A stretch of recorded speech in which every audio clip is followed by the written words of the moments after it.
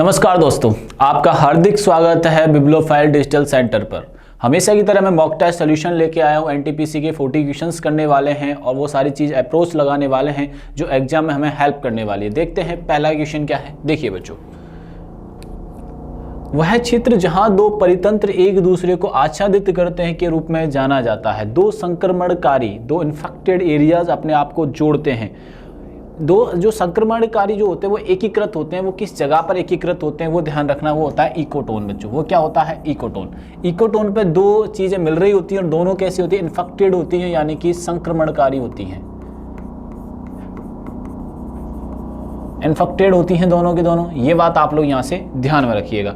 दूसरी चीज आती है, दो जैविक संप्रदाय होते हैं। दोनों कैसे होते हैं? ये दोनों के दोनों जैविक संप्रदाय भी होते हैं।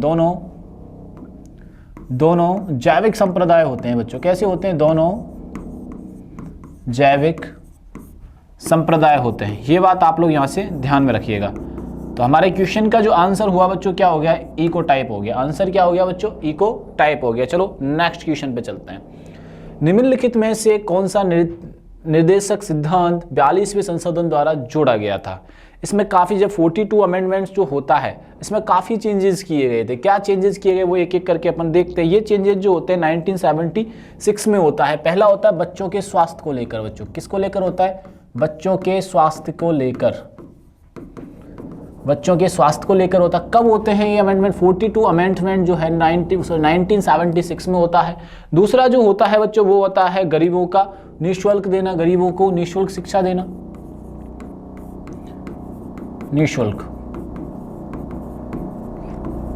निःशुल्क बोले तो कानूनी सुरक्षा देना।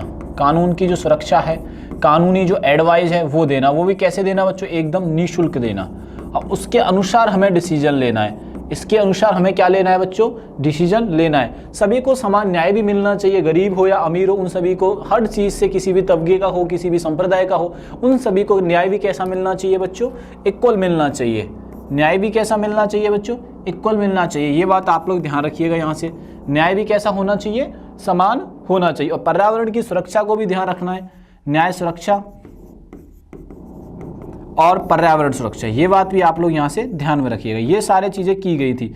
पर्यावरण का सुरक्षा भी करनी है, पर्यावरण का ध्यान भी रखना है। इनमें से ऑप्शन देखते हैं। पर्यावरण, वन एवं वन्य जीवन की सुरक्षा, प्रबंधन, श्रमिकों की भागीदारी, बच्चों के लिए निःशुल्क अनिवार्य शिक्षा, निःशुल्क कानूनी सहायता। ये सबसे ज्यादा स्ट्रॉन्ग आंसर है। तो इस क्वेश्चन के अकॉर्डिंग हम डी करेंगे। बाकी देखते हैं सबसे ज्यादा इन सब में जो सबसे ज्यादा सही आंसर जो होगा वो कौन सा होगा? डी आंसर हो जाएगा, फ्री लीगल एड। निम्नलिखित में से किस शासक के पुराने किले में मृत्यु हुई थी? अब पुराना किला बच्चों, पुराना किला जो स्थित है वो दिल्ली में स्थित है। पुराना किला जो स्थित है कहां पे स्थित है? दिल्ली में स्थित है। पुराना किला यानी कि ओल्ड किला। पुराना किला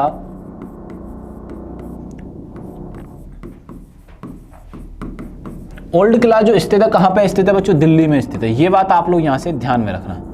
ये जो बनवाते हैं वो बनवाने काम, ये जिनकी डेथ जो होती है वो कौन होते हैं बच्चों? उनका नाम होता है हुमायूं, जो अकबर के फादर होते हैं, हुमायूं होते हैं। ठीक है।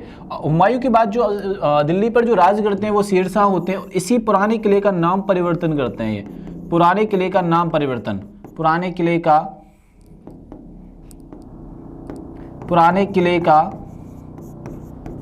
नाम परिवर्तन,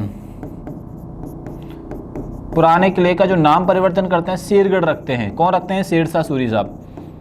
शेरगढ़ रखा जाता है। शेरगढ़ किसके द्वारा रखा जाता है बच्चों? शेरशाह सूरी के द्वारा बनाया जाता है या नाम रखा जाता है। और किस शासक की मृत्यु पुराने किले में होती है? वो हुमायूं की होती है। ये मुगल सल्तनत के राजा होते हैं।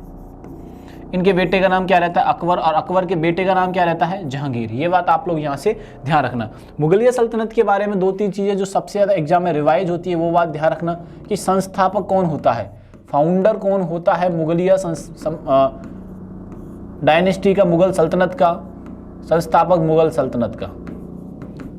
ये सबसे रिपीटेड क्वेश्चंस हैं। सल्तनत का कौन होता है बच्चों? ये बात ध्यान रखिएगा। कौन है? अकबर, सॉरी बाबर। बाबर के बाद हुमायूं आता है। हुमायूं के बाद अकबर आता है। सबका अलग अलग इंपॉर्टेंस रही है यहाँ पर। अकबर के बाद जहांगीर आता है। जहांगीर के बाद शाहजहां आता है। और शाहजहां के जो आते तो उसके बाद भी खूब है, औरंगजेब के बाद भी, लेकिन प्रभाव बिल्कुल समाप्त हो जाता है। औरंगजेब के बाद मुगलिया सल्तनत पर एक तरीके से प्रभाव खत्म हो जाता है कि औरंगजेब ने इतने सारी एक्टिविटीज़ कर दी थी जिनकी वजह से लोगों का विश्वास उठ जाता है इन लोगों से। अब चलते हैं आगे। आगे जब चलते हैं अकबर के समय को एक बहुत ही गोल्डन टाइम माना जाता है मुगलिया सल्तनत के अंदर। उन्होंने जातिगत सांप्रदायिक हिंसा को कम किया था। सांप्रदायिक जो हिंसा होती है उसको कम करने का कार्य करता है। जहांगीर जो होता है इसको पेंटिंग का क्या कहा जाता है इसे बच्चों,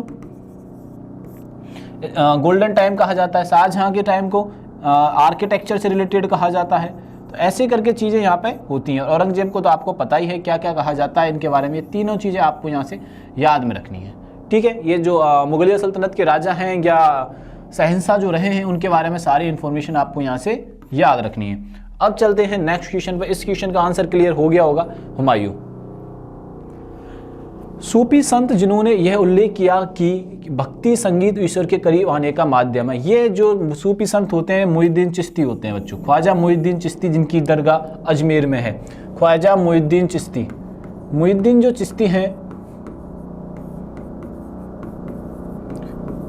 इन्होंने कहा था, और अभी हाल ही में इनकी जो दरगाह है वो कहाँ पे बच्चों, अजमेर में। ये बात आप लोग यहाँ से ध्यान में रखना। इनकी दरगाह कहाँ पे बच्चों, अजमेर में। और अजमेर कहाँ पे है, राजस्थान में है, ठीक है। आओ नेक्स्ट क्वेश्चन पे चलते हैं। वह पदार्थ जो चींटी शरीर में चींटी के काटने के दौरान लगाया जाता है तो वो होता है फॉर्मिक अम्ल होता है बच्चों। कौन सा अम्ल होता है, फॉर्मिक अम्ल होता है। ये बात आप लोग यहाँ से ध्यान में रखना। जब चींटी के काटने के दौरान लगाया जाता है वो कौन सा होता है, फॉर्मिक अम्ल होता है, फॉर्मिक एसिड होता है। किसने भारत और पाकिस्तान को विभाजित करने वाली रेखा को सीमांकित किया था। भारत और पाकिस्तान जो सीमा लगती है वो सर सिरिल रेडक्लिफ ने किया था, जो रेडक्लिफ के नाम से भी जानी जाती है। भारत और पाकिस्तान की जो ये लाइन खींची गई थी 17 अगस्त 1947 को खींची गई थी बच्चों। कब खींची गई थी, 17 अगस्त 1947 को खींची जाती है और इसे रेडक्लिफ के नाम से हम लोग बच्चों जानते हैं। ये बात आप लोग यहाँ से ध्यान में रखना। दूसरा नाम जो दे रखा है सर मोर्टिमर डुरांड दे रखा है। डुरंड भारत और अफगानिस्तान के बीच में है बच्चों। डुरंड जो रेखा है, ये बात ध्यान रखिएगा, डुरंड जो रेखा है भारत और अफगानिस्तान के बीच में, भारत और अफगानिस्तान के बीच में। ये बात आप लोग यहां से ध्यान में रखिएगा, ठीक है। मैकमोहन जो रेखा है वो किसके बीच में, भारत और चाइना के बीच में बच्चों। किसके बीच में है, भारत और पाकिस्तान के बीच में। कौन सी रेखा है बच्चों, मैकमोहन रेखा है। भारत और चाइना के बीच में या भारत या चीन के बीच में उस रेखा का नाम क्या है बच्चों, मैकमोहन रेखा है। और आपको डुरंड याद रखनी है, अफगानिस्तान के बीच में, रेडक्लिफ पाकिस्तान से और मैकमोहन चाइना से। ये बात आप लोग इनके बारे में ध्यान में रखनी है। सूची में प्रथम को सूची द्वितीय से सम्मिलित करना है तो आपको ए वाले ऑप्शन को 1 वाले से मिलाना। देखते हैं विटामिन B12 जो नाम होता है बच्चों, विटामिन B12 जो नाम होता है वो किसका होता है बच्चों, साइनोकोबालामिन का होता है बच्चों। ये बात आप लोग यहाँ से ध्यान में रखना। V9 जो होता है वो फॉलिक अम्ल का होता है। विटामिन B3 जो होता है राइबोफ्लेविन का होता है। और विटामिन B5 जो होता है वो नियासिन का होता है। अब आप देख सकते हो कि ऑप्शन कहाँ पे नीचे आ रहा है, जैसे ए में 2 आना चाहिए, ए में 2 आना चाहिए, एक यहाँ पे आ रहा है, एक यहाँ पे आ रहा है। बी में 3 आना चाहिए, बी में 3 आ रहा है। ये अपना ये तो 2 एलिमिनेट हो चुके हैं, ए और बी। अपन जो चल रहे हैं सी और डी पे चल रहे हैं। एंड विटामिन B12 यानी कि C4 में आना चाहिए। सी के अंदर क्या आना चाहिए बच्चों, 4 आना चाहिए। ये यहाँ से कट हो गया भैया, यहाँ पे C4 आ रहा है कि नहीं है, आ रहा है। बाकी को आप देखने की जरूरत नहीं है। तो हमारा क्वेश्चन का आंसर क्या हो जाएगा बच्चों, डी आंसर हो जाएगा कि विटामिन B12 जो होती है साइनोवाल्मिन होती है, V9 जो होती है फॉलिक अम्ल होती है, V2 जो होती है राइबोफ्लेविन होती है, और विटामिन B5 जो होती है वो नियासिन होती है। ये बात आप लोग यहाँ से ध्यान में रखना। तो क्वेश्चन क्या हो जाएगा हमारा, डी। चलिए नेक्स्ट चलते हैं। निम्नलिखित में से कौन सुपर कैट के नाम से जाना जाता है। ये कैरेबियन प्लेयर होते हैं जिन्हें सुपर कैट या सुपर सी के नाम से भी जाना जाता है। सुपर कैट के नाम से जाना जाता है, किन्हें जाना जाता है वो अभी हम बताते हैं आपको। सुपर कैट भी उन्हीं प्लेयर का नाम रहा है, एक सुपर सी भी नाम उनका रहा है। ये थे क्लाइव लॉयड। ये कैरेबियन प्लेयर थे, यानी वेस्ट इंडीज के क्रिकेटर थे बच्चों। वेस्ट इंडीज से खेलते थे। वेस्ट इंडीज जो कैरेबियन टीम है उसके क्रिकेटर रहे हैं, बहुत फेमस क्रिकेटर रहे हैं। उनका नाम था बच्चों सुपर कैट। ये बात आप लोग यहाँ से ध्यान रखना। ब्रायन लारा वह व्यक्ति होते हैं जिन्होंने टेस्ट क्रिकेट में हाईएस्ट 400 रन बनाए हैं। टेस्ट क्रिकेट में सबसे ज्यादा रन एक पारी की बात कर रहा हूं, ओनली वन पारी, वैसे ओवरऑल की बात करता तो सचिन तेंदुलकर है। अगर एक पारी की आपसे पूछा जाए कि भाई एक सिंगल पारी में सबसे ज्यादा रन किस प्लेयर ने बनाए हैं, तो वह टेस्ट क्रिकेट में सबसे ज्यादा रन 400 बनाने वाले ब्रायन लारा। ये कहाँ के हैं? ये भी बच्चों वेस्ट इंडीज के रहने वाले हैं। ये भी कहाँ के रहने वाले हैं बच्चों? वेस्ट इंडीज के रहने वाले हैं। ये बात आप लोग यहां से ध्यान में रखिएगा। ये कहाँ के रहने वाले हैं बच्चों? वेस्ट इंडीज के ये रहने वाले हैं। ठीक है जी, आओ ये बात आप इनके बारे में ध्यान रखना। विवियन रिचर्ड्स भी वेस्ट इंडीज के हैं, लॉर्ड क्लाइव भी वेस्ट इंडीज के हैं। अब क्रिकेट की बात करें तो आईसीसी की जो सबसे मोस्ट रिपीटेड क्वेश्चन है, आईसीसी की जो स्थापना होती है 1909 में हुई थी। इसका जो हेडक्वार्टर है बच्चों, हेडक्वार्टर कहाँ पे है बच्चों? तो हेडक्वार्टर मेरे साथ बोलेंगे बच्चों, दुबई में है। अभी यहाँ के जो चेयरमैन चुने गए हैं, कहाँ के?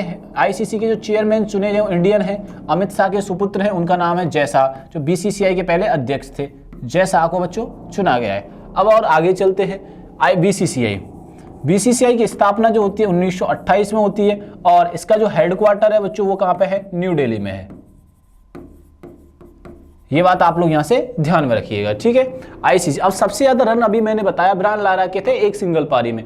आपसे अगर ओवरऑल पूछा जाए कि सबसे ज्यादा क्रिकेट में, टेस्ट क्रिकेट में सबसे ज्यादा रन किसके नाम है, तो वो सचिन तेंदुलकर के साहब के नाम है। अगर विकेट पूछी जाए तो मुथैया मुरलीधरन, 800 विकेट से मुथैया मुरलीधरन के नाम जो श्रीलंकन प्लेयर हैं। तो दोनों चीजें याद रखनी, हाईएस्ट विकेट टेकर और highest run. Highest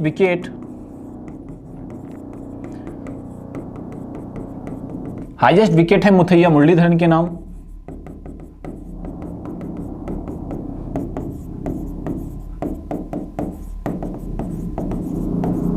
Muttiah Muraleedharan के नाम। ये कहां के रहने वाले हैं बच्चों? ये श्रीलंका के रहने वाले हैं, ठीक है ना। अगर हाईएस्ट रन की बात आपसे की जाए, अगर बोला जाए कि भैया हाईएस्ट रन बताइए किसके हैं, तो हाईएस्ट रन में ध्यान रखेंगे अपन लोग टेस्ट क्रिकेट की बात कर रहे हैं बच्चों अपन। टेस्ट क्रिकेट में हाईएस्ट विकेट किसके? मुथैया मुरलीधरन के। और हाईएस्ट रन जो है वो है Sachin Tendulkar cricket of God कहे जाते हैं सचिन तेंदुलकर, और भारत के ये रहने वाले हैं। क्लियर हुआ कि नहीं हुआ? चलिए आगे चलते हैं, नेक्स्ट चलते हैं। कौन सा ऐसा पहला देश है जितने मुद्रित नोट जारी किए तथा सिविल सेवाओं के लिए प्रतियोगी परीक्षाओं की भी प्रारंभ की? तो चीन। हम लोग क्या करते हैं, ज्यादातर लोग इसको इंग्लैंड को करके आएंगे भैया, ये बात ध्यान रखना। सारे लोग हम ज्यादातर क्या करेंगे? इंग्लैंड करेंगे। इंग्लैंड हमारा आंसर गलत है। सिविल सर्विसेज और पेपर वाले जो मुद्रित नोट हैं वो स्टार्ट जो किसने किए थे? चाइना ने किया था। ये बात आप लोग ध्यान रखना। चाइना की कैपिटल है बीजिंग।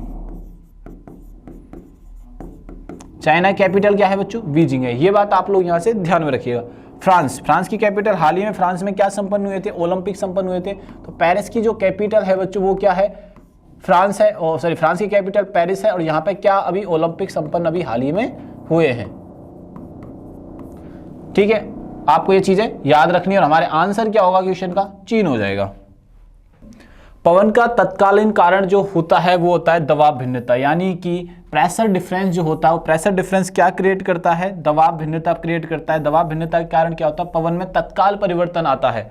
और तापमान की जो भिन्नता होती है उसमें एक्यूरेट प्रेशर बनाने के ये काम आता है, ठीक है। अब नेक्स्ट क्वेश्चन करते हैं। इस क्वेश्चन का आंसर हो गया बच्चों ए। आइए नेक्स्ट क्वेश्चन करते हैं। रेफ्रिजरेटर होता है, रेफ्रिजरेटर क्या होता है? एक ऊष्मीय इंजन है जो विपरीत दिशा में कार्य करता है। Heat engine working backward. तो ये बात ध्यान रखना, घरों में जो रेफ्रिजरेटर जिसको हम फ्रिज बोल रहे हैं उसका यूज किया जाता है। अगर आपसे यूज पूछता तो अलग आंसर होता, जैसे हम खाने को ठंडा रखने के लिए या उन्हें बचाने के लिए, खराब होने से बचाने के लिए हम फ्रिज का घरों में अपने यूज करते हैं। गर्मियों सर्दी जैसे दूध का रखना, खाने पीने की चीज़ें जो सब्जी रख देना भाई जिससे कि खराब नहीं हो जाए, मोस्टली यूज होता है सर्दियों में। जब तापमान बढ़ जाता है तो उसमें ये ठंडा खाने को या बहुत पानी को ठंडा रखने के लिए, बहुत सारी चीज़ों को ठंडा रखने के लिए हम लोग इसका यूज करते हैं। तो आंसर क्या हो जाएगा बच्चों हमारे यहां से? डी आंसर हो जाएगा।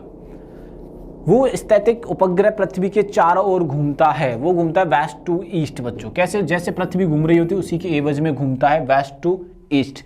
ये बात आप लोग यहां से ध्यान में रखना, ठीक है। अब सोलर सिस्टम की बात आई है तो सोलर सिस्टम के बारे में जान लेते हैं थोड़ा सा। सोलर सिस्टम जैसे कि ये अपन ने बना दिया। सोलर का सबसे पास का जो ग्रह है बच्चों वो कौन सा है? मरकरी। उससे दूर का कौन सा बच्चों? वीनस। फिर कौन है बच्चों? अर्थ। फिर कौन है? मार्स। तो मैं नाम आपको डिनोट कर देता हूं जिससे आपको चीजें याद रहेंगी। कैसे डिनोट करते हैं वो ध्यान से देखिएगा आप लोग। सबसे पहले मैंने क्या लिखा बच्चों? आपको मरकरी। फिर क्या लिखेंगे बच्चों, वीनस। इनको पार्थिव ग्रह भी बोलते हैं, इसको बोलते हैं अर्थ, इसको क्या बोलते हैं बच्चों, मार्स। मार्स के बाद आता है बड़ा, सबसे बड़ा होता है, उसको बोलते हैं जुपिटर, ठीक है ना। जुपिटर के बाद क्या आता है बच्चों, सैटर्न। फिर कौन सा आता है, यूरेनस। फिर कौन सा आता है बच्चों, नेपच्यून।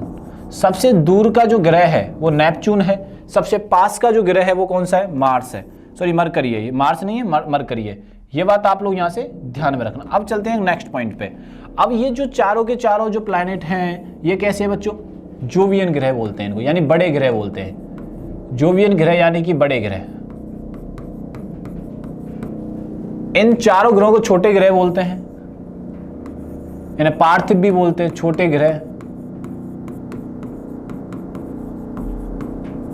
यानी कि पार्थिव ग्रह। अब ये देखो वीनस 2 नंबर ही है, ये रिवर्स घूमता है अपने रोटेशन पे, जैसे बाकी जो ग्रह घूम रहे हैं उनसे ईस्ट टू वेस्ट जाता है, ये यूरेनस भी ईस्ट टू वेस्ट जाता है। आप ये कह सकते हो 2 नंबरी ग्रह हैं, 2 नंबरी जो ग्रह हैं वो हमेशा उल्टा करते हैं। ये कैसे करते हैं, ईस्ट टू वेस्ट जाते हैं, ईस्ट टू वेस्ट जाते हैं, और बाकी सारे कैसे जाते हैं, वेस्ट टू ईस्ट जाते हैं।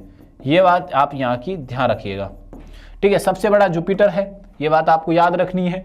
2 नंबरी ग्रह कौन सा जो उल्टा काम करता है वो यूरेनस है। सबसे ज्यादा सैटेलाइट किस, यानी कि सब प्लैनेट किसके, सैटर्न के हैं। और पृथ्वी का एक प्लैनेट है जिसे हम मून कहते हैं, उसे क्या कहते हैं बच्चों, मून कहते हैं। ये बात आप लोग यहां से ध्यान में रखिएगा, ठीक है।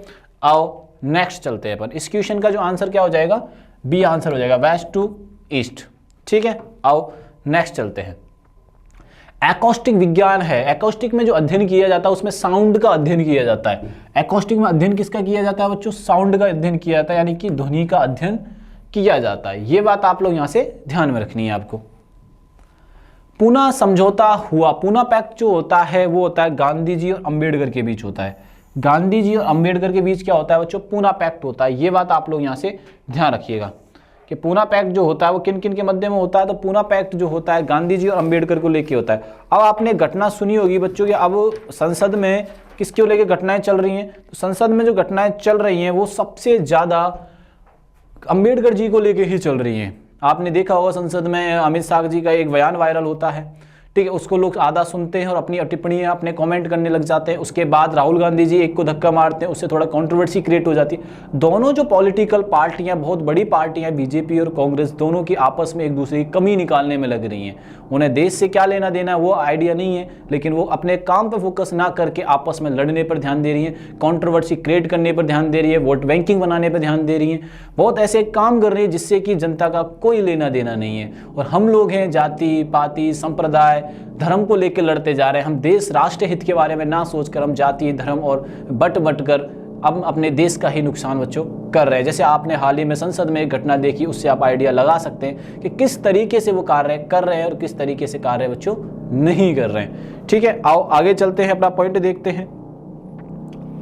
हाँ, एकॉस्टिक साउंड से रिलेटेड होता है, ये बात ध्यान रखना आप, ठीक है। 1932 गांधी जी और अंबेडकर जो होते हैं, ये जो पूना पैक्ट जो होता है, पूना पैक्ट जो होता है गांधी जी और अंबेडकर के बीच में होता है। ये बात आप लोग यहां से ध्यान में रखना, ठीक है। निम्न में से कौन सा सबसे अच्छा चालक है, हमसे पूछा गया है मरकरी। इन जो ऑप्शन से जब देखते हैं तो वाटर आता है, ईथर आता है, एल्कोहल आता है, मरकरी। इस ऑप्शन के अनुसार क्या है, मरकरी। अगर अदरवाइज क्या होता बच्चों, सिल्वर होता। सिल्वर गोल्ड मेटल वाले जो होते हैं सिल्वर होता है। ये बात आप लोग ध्यान रखना। लेकिन यहाँ के अकॉर्डिंग जो हमारे ऑप्शंस जो अकॉर्डिंग जो अवेलेबल हैं उनके अनुसार क्या हो जाएगा, पारा। निम्न में से कौन सा नाभिकीय रिएक्टर मंदक के रूप में प्रयोग किया जाता है, तो इसका आंसर होगा बच्चों ग्रेफाइट। अगर आंसर में ये होता है या ऑप्शन में ये होता है कि भारी जल, तो हमारा आंसर क्या हो जाता बच्चों, भारी जल हो जाता यानी कि D2O होता। लेकिन हमारे पास अवेलेबल जो आंसर है वो ग्रेफाइट है, इसलिए हमारा ज्यादा सही जो आंसर है वो ग्रेफाइट है। आइए नेक्स्ट क्वेश्चन पे अपन चलते हैं।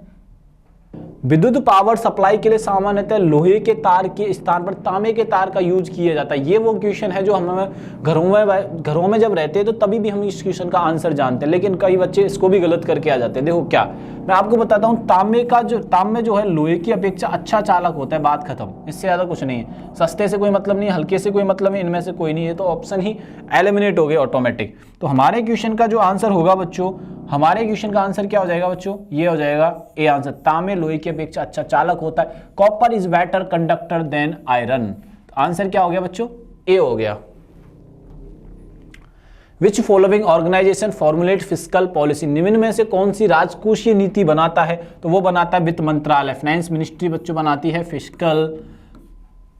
फिस्कल पॉलिसी बनाने का काम जो होता है बच्चों वो वित्त मंत्रालय का होता है। आप मुझे ये बताइए वित्त मंत्री हमारे देश के कौन है? ये आपको कमेंट बॉक्स में बताना है कि हमारे देश के वित्त मंत्री कौन है, फाइनेंशियल मिनिस्टर कौन है, होम मिनिस्टर कौन है, ये सारी चीजें आपको यहाँ से बतानी है बच्चों। ठीक है, आंसर क्या हो जाएगा बच्चों? हमारा बी हो जाएगा। चलो नेक्स्ट क्वेश्चन पे चलते हैं। भारतीय रिजर्व बैंक प्रदान करती है कृषि के लिए प्रत्यक्ष वित्त, देखते हैं करती है, बाकी ऑप्शन पढ़ते हैं एक बार। कृषि के लिए पुनर्वित्त, चलो ठीक है। कृषि के लिए प्रत्यक्ष अल्पावधि वित्त, इनमें से कोई नहीं। बेटा देखो जो ज्यादा सबसे स्ट्रॉन्ग हो direct short term finance of agriculture, ये ज्यादा करेक्ट आंसर है, सी आंसर। जो सबसे इंपॉर्टेंट काम है वो ये है इन चारों में से, तो हमारा क्वेश्चन का आंसर क्या हो जाएगा? सी हो जाएगा। आरबीआई, आपको कमेंट बॉक्स में बताना है कि आरबीआई की स्थापना कब हुई थी। आरबीआई की स्थापना बच्चों कब होती है? और हाल ही में यहाँ के गवर्नर चुने गए हैं, शक्तिकांत जो दास थे उनकी जगह नए गवर्नर चुने गए हैं। वो आपको कमेंट बॉक्स में बताना है कि नए गवर्नर कौन चुने गए हैं, आरबीआई के न्यू गवर्नर। ठीक है, आओ नेक्स्ट पे चलते हैं। काला धन के कारण उत्पन्न होता है, ब्लैक मनी जनरेटेड बिकॉज, काला धन जो जनरेट होता है वो कैश के कारण या टैक्स को बचाने के कारण, वो टैक्स की जो हाई रेट हो जाती है मेन कारण रहता है। लोग टैक्स बचाने के लिए क्या करते हैं, अपने पास कैश में संग्रह करते हैं जिससे गवर्नमेंट को पता नहीं ले और गवर्नमेंट उससे टैक्स नहीं ले। काला धन है जिस पर अपन ने टैक्स पे नहीं किया। तो आओ देखो, उच्च कर, बिल्कुल सही बात है, उच्च गरीबी कोई मतलब लेना देना नहीं, उच्च बेरोजगारी इससे भी कोई लेना देना नहीं है, उच्च मुद्रा स्फीति इससे भी कोई लेना देना नहीं है। हाई टैक्स की वजह से ब्लैक मनी सेव होती है बच्चों, ये बात ध्यान रखिएगा आप लोग। हाई टैक्स रेट जब होती है तो उसके कारण क्या होता है, ब्लैक मनी सेव होती है जिसपे लोग टैक्स पेमेंट नहीं कर पाते हैं। निम्न में से कौन सा प्रमुख कृषि निर्यात नहीं है? देखो अनाज भी है, काजू भी है, समुद्री उत्पादन भी है, लेकिन दाल जो पल्सेज जो होती हैं वो कम उत्पादन होती है, निर्यात क्या होता है, कम होता है। ये बात आप लोग यहाँ से ध्यान रखना। निर्यात की बात करें या एक्सपोर्ट की जो बात करें, दाल है, इसका आंसर हो जाएगा। दक्षिण एशियाई क्षेत्रीय सहयोग सार्क में जो सार्क है वो स्थापित किया गया था। वो हमसे बच्चों क्वेश्चन पूछा गया है कि कब स्थापित किया गया था। चलो देखते कब स्थापित किया गया था। तो ये स्थापित किया गया था 1985 में। सार्क अभी बहुत ही चर्चा का विषय बना हुआ है। South Asian Association of Regional Cooperation, SAARC establish जो होता है 1985 में होता है। ठीक, आओ नेक्स्ट पे चलते हैं। विश्व व्यापार संगठन है, विश्व व्यापार जो WTO है वो क्या है? वर्ल्ड ट्रेड ऑर्गेनाइजेशन यानी WTO। WTO जो बना है बच्चों वो गेट से बना है, general agreement on trade and tariff, general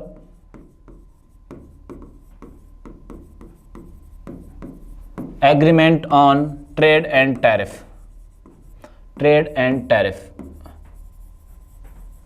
ये बात आप लोग ध्यान रखोगे कि नहीं रखोगे? तो हमारा आंसर जो हो जाएगा क्या हो जाएगा? डी हो जाएगा।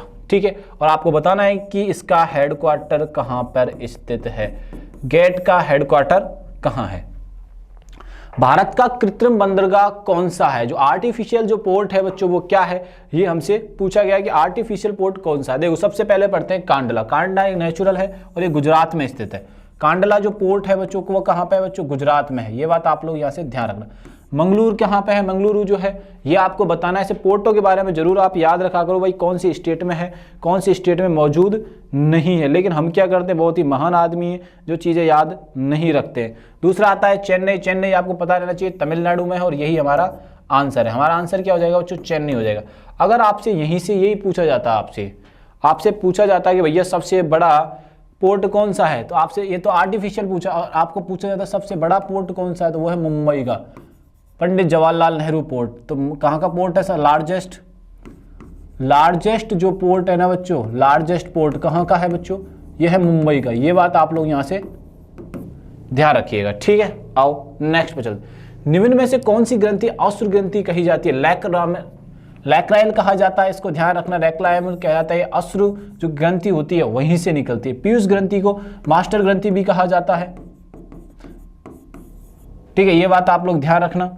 थायराइड ये गले में पाई जाती है। अग्नाशय से इंसुलिन जो होता है वो स्रावित होता है, जो डायबिटीज को मेंटेन करता है, यानी शुगर को बॉडी में मेंटेन रखने का काम करता है। ये बात आप लोग यहाँ से ध्यान में रखिएगा। चलो आगे चलते हैं, नेक्स्ट क्वेश्चन को देखते हैं। पीयूष ग्रंथि को वृद्धि हार्मोन भी कहा जाता है। क्या कहा जाता है दूसरा नाम इसका? वृद्धि को जो नियंत्रित करता है वो कौन सा हार्मोन है बच्चों? पीयूष हार्मोन है, यानी वो सॉरी मास्टर पिट्यूटरी हार्मोन होता है जो पीयूष ग्रंथि से स्रावित होता है। नींबू उच्चतम मात्रा में होता है। नींबू के अंदर कौन सी विटामिन सबसे उच्च मात्रा में होती है? तो विटामिन सी उच्च मात्रा में रहती है नींबू के अंदर। ये बात आप लोग ध्यान रखिएगा। जो विटामिन सी जो होती है, विटामिन सी मेनली नींबू से ही प्राप्त की जाती है बच्चों। ये ध्यान रखोगे कि नहीं रखोगे? ठीक है, आगे चलते हैं। आओ, एक चीज ध्यान रखना, मैंने गलत बुच्ची लाइन बोल दी, मास्टर ग्रंथि नहीं है बच्चों ये। ठीक है, वृद्धि हार्मोन को करता है ये बात ध्यान रख। आपातकाल भी कहा जाता है इसे। ये बात आप लोगों को यहां से ध्यान में रखनी है। ठीक है, चलो आपातकालीन एड्रेनलिन जो होती है। नींबू में उच्चतम क्या होता है? नींबू सी होता है। व्यापार और विकास पर संयुक्त राष्ट्र सम्मेलन का मुख्यालय कहाँ है? इसका जो मुख्यालय वो कहाँ पे बच्चों? जिनेवा में है। जिनेवा कहाँ पे बच्चों? स्विट्जरलैंड में है। स्विट्जरलैंड में है। ये बात आप लोग यहाँ से ध्यान में रखिएगा। ठीक है, पेरिस कहाँ पे है? फ्रांस में है बच्चों। पेरिस कहाँ पर है? फ्रांस में है। लंदन कहाँ पे है बच्चों? इंग्लैंड में है। ठीक है ना। और फ्रैंकफर्ट कहाँ पे है बच्चों? जर्मनी में है। ये सारी कैपिटल्स हैं सिवाय जिनेवा के। फ्रैंकफर्ट जर्मनी की है, पेरिस फ्रांस की, और लंदन कहाँ का है? इंग्लैंड का है। विश्व वर्ष डोगरी भाषा को भारतीय संविधान में शामिल किया गया बच्चों। भारतीय 8वीं अनुसूची में शामिल किया गया। ये हमसे पूछा गया बच्चों। ये क्या किया गया है? पूछा गया। अब इसका आंसर जो देना वो सोच समझ के देना है। ठीक है, कैसे देना है वो मैं आपको बताता हूँ, किस तरीके से इन लोगों को डील करना है। संविधान का जब बना था तो 92 अमेंडमेंट होता है। जब 1949 होता है, 1949 अमेंडमेंट जब होते हैं ना, उसके बाद एक अमेंडमेंट होता है जिसे हम 92 अमेंडमेंट्स के नाम से जानते हैं। इस अमेंडमेंट में क्या किया जाता है? डोगरी को 2003 में यह शामिल किया जाता है। 2003 में क्या होता है? डोगरी भाषा को इसमें शामिल किया जाता है। ये बात आप लोग यहाँ से ध्यान रखना। 1950 जब रहता है, 1949 या 1950 जब रहता है, उसमें 14 भाषाएं होती हैं। कितनी भाषाएं होती हैं बच्चों? 14 भाषाएं होती हैं। ये बात भी आपको यहाँ से ध्यान रखना है। तो अभी आंसर क्या कर देंगे यहाँ से? 2003 कर देंगे, डोगरी को जो शामिल किया गया था। सांची क्यों विख्यात है? सांची क्यों विख्यात है? सांची में बच्चों बौद्ध रिलेटेड बौद्ध स्तूप बहुत सारे बने हुए हैं, इसलिए फेमस है। ये अशोक के द्वारा ये चीज़ें शिलालेख बहुत सारे बनवाए गए। बौद्ध धर्म का प्रचार प्रसार अशोक के द्वारा ही करवाया गया। ये बात ध्यान रखना। तो ये सबसे बड़ा बौद्ध स्तूप या बौद्ध स्तूपों के कारण ये जगह फेमस है, सांची। ये बात आप लोग यहाँ से ध्यान में रखिएगा। ग्लूकोमा ट्रोकोमा बीमारियां, ग्लूकोमा ट्रोकोमा जो बीमारियां आई से रिलेटेड, आई की नर्व को कमजोर हो जाती हैं जब ग्लूकोमा हो जाता है बच्चों। ये बात ध्यान रखना। तो ये आंखों से रिलेटेड बीमारी है। किससे रिलेटेड बीमारी है बच्चों? ग्लूकोमा ट्रोकोमा किससे संबंधित है? तो ये है आंखों से। राष्ट्रीय ऋण पर ब्याज में शामिल किया जाता है, तो नेशनल इनकम में शामिल किया जाता है। जो राष्ट्रीय ऋण पर ब्याज है, इंटरेस्ट ऑन नेशनल डेप्थ में जो इनकम होती है वो नेशनल इनकम में इंक्लूड की जाती है। ऐसी इनकम जो नेशनल को हो रही है वो किस में इंक्लूड की जाएंगी? नेशनल इनकम में इंक्लूड की जाएंगी, ना कि पर्सनल इनकम में इंक्लूड की जाएंगी। हाल ही में किस राज्य सरकार ने मधु बाबू पेंशन योजना के तहत ट्रांसजेंडर समुदाय को शामिल किया है? तो ये पूछा गया। और ये किसको शामिल किया गया बच्चों? ये किया गया है ओडिशा को। किसको शामिल किया गया बच्चों? ओडिशा को इसमें शामिल किया गया है। अब बात आती है बिहार। बिहार की कैपिटल क्या है बच्चों? बिहार की जो कैपिटल है वो है पटना। तमिलनाडु की क्या है बच्चों? चेन्नई। राजस्थान की क्या है बच्चों? जयपुर। ठीक है। और ओडिशा की क्या है बच्चों? राजधानी भुवनेश्वर। ये बात आप लोग यहां से ध्यान में रखिएगा। नवंबर 2024 में संयुक्त राज्य अमेरिका ने डॉलर मूल्य की 1400 से अधिक लूटी गई कलाकृतियों को भारत को वापस करने की घोषणा की। 10 मिलियन। आंसर क्या है इसका? 10 मिलियन। ये बात आप लोग यहां से ध्यान में रखिएगा। चलो नेक्स्ट चलते हैं। वैदिक आर्यों की भांति यज्ञ अग्नि की प्रथा का पालन इनके द्वारा भी किया जाता था। मतलब वैदिक लोग तो यज्ञ जो हो रहे हैं, अग्नि यज्ञ जो हो रहे हैं, उनकी पालना कर रहे हैं। इनके अलावा कौन कौन सी कल्चर थे या कौन कौन सी संस्कृतियां थी जो इनको शामिल मतलब करती थी? यूनानी लोग भी करते थे, ईरानी लोग भी करते थे, रोमवासी भी करते थे। मतलब वैदिक सभ्यताओं के अलावा यूनानी लोग भी कर रहे थे, ईरानी लोग भी कर रहे थे और रोमवासी भी ये कार्य कर रहे थे। जुगनू किस परिघटना की वजह से शीत प्रकाश होता है? ये होता है बच्चों रासायनिक संदीप्ति के कारण। किसके कारण होता है? रासायनिक संदीप्ति के कारण ये होता है। वह ग्रह कौन सा जिसका पृष्ठीय ताप सर्वोच्च है? तो जो है वो है शुक्र का। जितने भी ग्रह हैं सबसे सर्वोच्च जो तापमान है वो शुक्र का, ये बात ध्यान रखना। बृहस्पति पृथ्वी वह ग्रह जिस पे जीवन है। बृहस्पति वह ग्रह जो सोलर सिस्टम का सबसे बड़ा ग्रह है। प्लूटो को ग्रह में शामिल नहीं किया जाता है। बृहस्पति कौन सा ग्रह जिस पे वो बृहस्पति सोलर सिस्टम का सबसे बड़ा ग्रह है। शुक्र सबसे गर्म ग्रह है और पृथ्वी ऐसा ग्रह है जो कि जिस पे जीवन है। ये दोनों ग्रह तो आते हैं पार्थिव में बच्चों, छोटे ग्रह हैं। ये कौन से ग्रह हैं बच्चों? पार्थिव ग्रह, यानी कि ये छोटे ग्रह हैं बच्चों। ये बात आप लोग यहाँ से ध्यान में रखिएगा। बृहस्पति जो आता है वो जुपिटर में आता है। बृहस्पति जो आता है वो जुपिटर में आता है। बात समझ में आई कि नहीं है? ठीक है, आओ। लोक सेवा प्रसारण दिवस हर वर्ष किस दिन मनाया जाता है? लोक प्रसारण दिवस सेवा प्रसारण हर वर्ष किस दिन मनाया जाता है? तो ये 12 नवंबर को मनाया जाता है बच्चों। ये ठीक है, तो आपको बताना है कि 14 नवंबर को क्या मनाया जाता है। 16वीं सीनियर महिला T20 2024 संपन्न हुई है। वो किसने जीती है बच्चों? तो ये जीतने वाले जो सिटी है वो कौन सी है? मुंबई। सामंथा हार्वे ने अपने उपन्यास में के लिए प्रतिष्ठित बुकर पुरस्कार 2024 जीता है। तो इनमें से कौन सा है बच्चों? ये अपने को यहाँ पे बताना। तो ये है कक्षीय, ये बात ध्यान रखिएगा, यानी कि ऑर्बिटल। ये बात आप लोग यहाँ से ध्यान रखना। ये जो क्वेश्चन है थोड़े एलेबोरेटिव कम थे, ये सीधा फैक्चुअल बेस्ड थे सारे के सारे। तो हमें यहाँ से ये सारी चीज़ें सीखनी है। कभी कभी पेपर फैक्चुअल भी आ जाता है, डायरेक्ट आंसर आ जाते हैं उसके, अगर हम थोड़ा बहुत भी पढ़कर जाते हैं। तो वीडियो को लाइक करना है, शेयर करना है और चैनल को सब्सक्राइब करना है बच्चों। तो तब तक के लिए थैंक यू, धन्यवाद। आप अपना ध्यान रखिए।